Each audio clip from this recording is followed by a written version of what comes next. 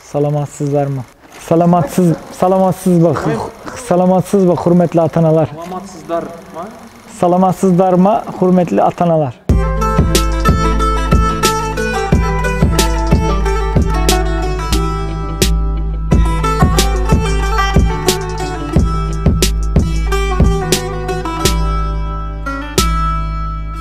Ben Burak Bayramoğlu. Atletik performans uzmanıyım. Bu alanda bilimsel çalışmalar yapmaya çalışıyorum. Türkiye'den geldim. Büyükçekmece Belediyespor'da çalışıyorum. Çok güzel karşılandım. Burada Real Sport'un davetiyle buraya geldim. Daha önce gelmemiştim Kazakistan'a. İlk defa geldim ama benim için iyi, güzel bir izlenim oldu. Kulübünüzü Ercan Koç vasıtasıyla tanıdım. Ercan Koç'la uzun yıllardır dostluğumuz var. Güzel işler başardığınızı gördüm. Zaten neler yaptığınızı ara ara konuşuyorduk. Bu konuda elimden geldiğince de destek olmaya çalışıyordum. Bu vasıtayla tanıdım. Performans testleri yapıyoruz. Performans testleri nedir? Öncelikle bundan bahsedeyim. Performans testlerinde genel amaç bireyin özelliklerini belirleme, eksiklerini yerine koyma ve geliştirmeyi amaçlamaktır. Evet, aynen öyle. Performans testlerinin genel amacıyla ilgili bahsedecek olursak, birincisi testler uygulandığı andaki mevcut potansiyeli belirliyor. Yani sizin herhangi bir çocuğun gelişiminin ne yönde olduğu, gelişimine ne kadar fayda sağladığını görebilmeniz için muhakkak bir ölçmeniz gerekiyor. En önemli amaçlarından, en önemli hedeflerinden bir tanesi bu. Ölçüldüğü andaki mevcut potansiyeli belirliyor. Bununla beraber antrenmanın çocuğa sağladığı yararın derecesini gösteriyor. Gelecek için ipuçları veriyor. Performansına uygun bir karne düzenleyip kendini motive etmede çok önemli bir rol oynuyor. Genel anlamda bunları söyleyebiliriz. Atletik performans testleri 4 bölümden oluşuyor. Birincisi antropometrik ölçümler, çap çevre ölçümleri, vücut yağ analizleri, kulaç uzunlukları, boy, kilo vesaire bunları alıyoruz. İkinci bölümde solunum fonksiyonlarını ölçüyoruz. Üçüncü bölümde vücudu detaylı bir taramadan geçiriyoruz.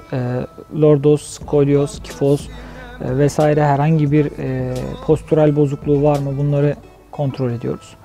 Ayak analizini yapıyoruz vücutla alakalı detaylı olarak.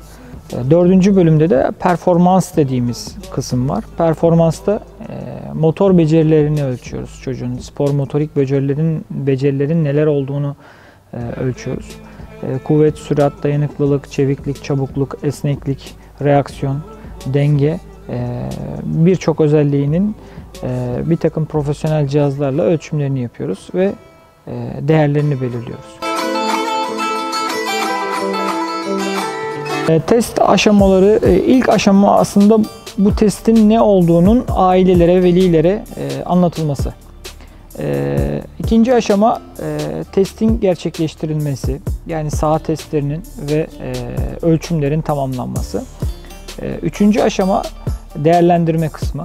Yani bizler bir takım bilimsel normlarla bunları değerlendiriyoruz. Çocukları kendi iç kriterleriyle bir takım istatistiksel verilerle karşılaştırıyoruz ve elimize bir sonuç çıkıyor.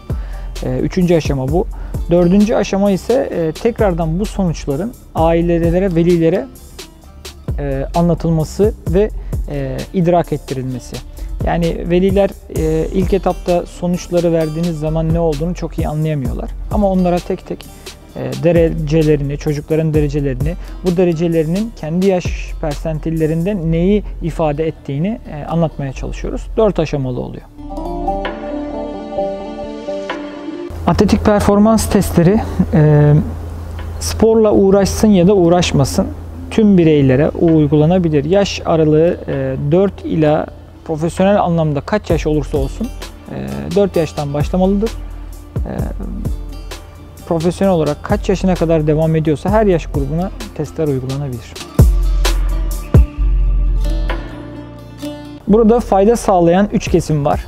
Veliler, sporcular ve eğitimciler, antrenörlerimiz. Velilerin sağlamış olduğu fayda çocuklarının gelişimlerinin hangi seviyede olduğu, ne kadar geliştiği, nereden nereye geldiği. Antrenörünün çocuğuna sağladığı faydayı görmüş oluyorlar. Testler bunu gösteriyor. Bir test yapıyorsunuz, çocuğun birçok değeri ortaya çıkıyor ve bir müddet eğitim alıyor. Daha sonra ikinci testte bazı değerlerinin geliştiğini, bazı değerlerinin gelişmediğini görüyorsunuz. Ve burada velilerin antrenörlere bir takım soruları oluyor. Benim çocuğumun şu değerleri neden gelişmedi? Ve benim çocuğuma ne kadar fayda sağlanabildi? Velilerin en büyük faydası bu oluyor. Çocuklardaki gelişimi gözle görebiliyorlar. Sporcular bir defa kendi içlerinde çok ciddi bir motivasyona sahip oluyorlar. Bir sportif karne elde ediyorlar. Nasıl ki okulda bir karne alabiliyorsak, sportif anlamda da bir karnesi oluyor çocuğun. Dayanıklılık, beceri, çeviklik, çabukluk, bunların tamamını ölçüp bir sonuç elde ediyoruz. Bu çocuğu olumlu anlamda teşvik ediyor ve çocuk da kendine sporun ne kadar fayda sağladığını görmüş oluyor. Antrenörlere faydası ise aynı velilere olduğu gibi çocuğa ne kadar etki edebildim, yapmış olduğum antrenmanların, planlamış olduğum çalışmaların çocuklara veya işte sporculara veya profesyonel sporculara ne kadar fayda sağladığını görebiliyor. Evet, doğru antrenman metotlarımı uyguladım. Yok, antrenman metotlarıyla ilgili bazı yaptığım çalışmaları gözden mi geçirmem gerekiyor? Bunların faydasını sağlıyor. Real Sport Kazakistan'da kurulmuş ve çok iyi altyapı temellerine sahip bir kulüp olduğunu düşünüyorum. Vizyoner bir kulüp başkanı var. İyi antrenörler var, iyi koçlar var, ilgili koçlar var. Çocuklara gerçekten faydalı olabilecek koçlar gördüm burada. Pedagojik olarak gerçekten bir eğitimci olarak, bir öğretmen olarak antrenörlerin çocuklara yaklaşımlarını çok beğendim. Real Sport inşallah çok daha iyi yerlere gelecektir. Bu konuda eminim. Velilerle alakalı da çok güzel geri dönüşler aldık. Çok iyi bir kardeşlik ortamı oluşturduk. Kardeş Kazakistan halkına, Atrao kentinde yaşayan Real Sport velilerine özellikle teşekkür ediyorum. Çok iyi karşılandım, çok iyi misafir edildim. İnşallah burayla alakalı daha iyi ileriki zamanda güzel planlarımız olacak. İnşallah faydalı olmaya çalışacağız. Hepsine çok teşekkür ediyorum. Hepsine rahmet diyorum.